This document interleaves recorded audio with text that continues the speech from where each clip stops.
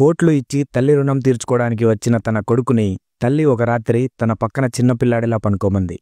ఎందుకో తెలిస్తే షాక్ అవుతారు.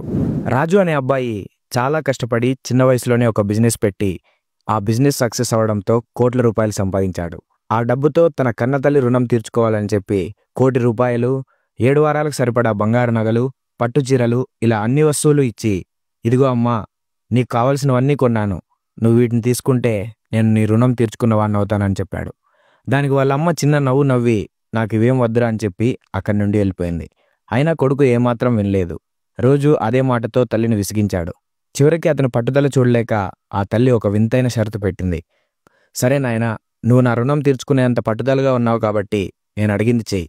ఈరోజు మీ నాన్న ఊర్లో ఉండరు కదా, రాత్రికి మన ఇద్దరమే ఉంటాం కాబట్టి నువ్వు చిన్నప్పుడులాగా వచ్చి నా పక్కన పడుకో, నా రుణం తీరిపోతుందంది.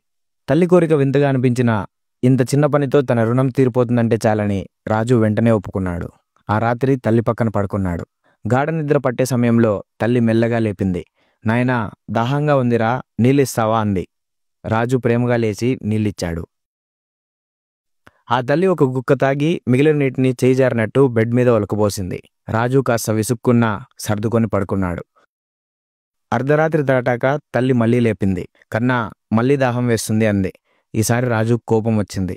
ఇప్పుడే కదా తాగావంటూ నీళ్లు తెచ్చిచ్చాడు. ఆమె మళ్ళీ ఒక గుక్క తాగి మిగిలిన నీటిని బెడ్ మీద పోసేసింది. రాజు కోపంతో తల్లిని కసురుకొని అలాగే పడుకున్నాడు. తెల్లవారుజామున తల్లి మూడోసారి లేపడంతో రాజు సహనం నశించింది. ఏంటమ్మా ఇది, నన్ను నిద్రపోనివ్వవా, బెడ్ మొత్తం నాశనం చేశావని గట్టిగా అరిచాడు. అప్పుడు ఆ తల్లి ప్రశాంతంగా అంది. నాయనా, కేవలం నీళ్లతో బెడ్ తడిసినందుకు, ఒక్క రాత్రి నిద్ర లేనందుకే నువ్వు ఇంతలా అరుస్తున్నావు. కానీ నువ్వు పసిపిల్లాడిలా ఉన్నప్పుడు రోజు మూత్రంతో బెడ్ మొత్తం తడిపేసేవాడివి. నేనెప్పుడూ చిరాకు పడలేదు. నువ్వు తడిపిన చోటు నేను పడుకొని నిన్ను పొడిగా ఉన్న చోట పడుకోబెట్టి లాలి పాడేదాన్ని. అలా కొన్ని సంవత్సరాలు చేశాను. ఆ ప్రేమను, ఆ త్యాగాన్ని ఈ డబ్బుతో, నగలతో ఎలా తీరుస్తావు నాయనా అంది.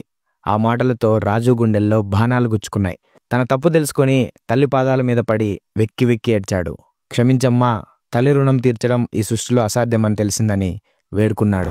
ఫ్రెండ్స్, అమ్మ అంటే ఆ దేవుడు మనకిచ్చిన వరం. ఆమె ప్రేమకు మనం వెలకట్టలేం. ఆమె త్యాగానికి రుణం తీర్చలేం. మనం చేయాల్సిందల్లా ఆమెను కంటికి రెప్పలా చూసుకోవడమే. ఈ స్టోరీ వింటున్నప్పుడు ఒక్క క్షణమైనా మీకు మీ అమ్మ గుర్తొచ్చి ఉంటే, ఆమె త్యాగం గుర్తొచ్చి ఉంటే దయచేసి కామెంట్స్లో ఒక్కసారి లవ్ యూ మామ్ అని కామెంట్ చేయండి.